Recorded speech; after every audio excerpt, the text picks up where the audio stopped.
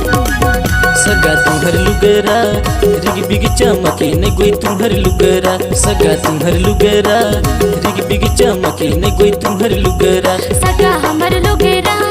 रिग बिग चमके ने गोई हमर लुगरा सगा हमर लुगरा रिग बिग चमके ने गोई हमर लुगरा तुम्हर लुगरा सगा तुम्हर लुगरा तुम्हर लुगरा सगा तुम्हर लुगरा हमर लुगरा सगा हमर लुगरा हमर लुगरा सगा हमर लुगरा सगा तुम्हर लुगरा रिग बिग चमके ने गोई तुम्हर लुगरा सगा हमर लुगरा रिग बिग चमके ने गोई हमर लुगरा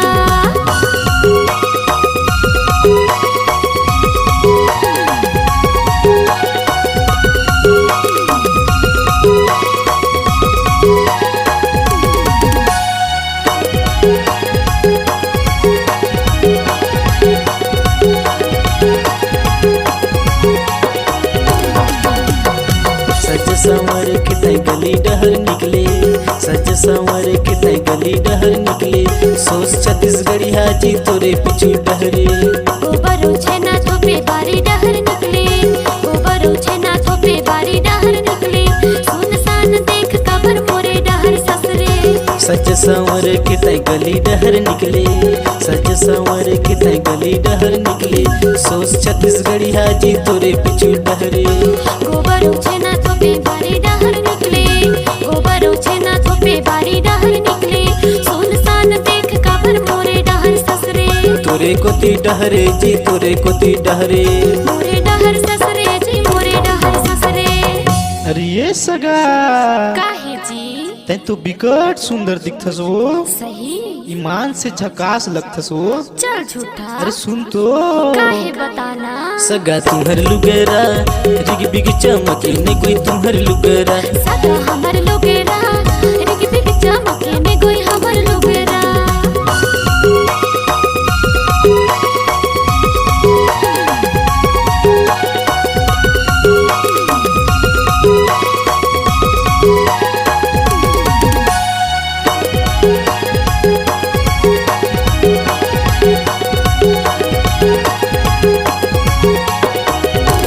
मुहा के दारू पियो तब भोले नहीं चढ़े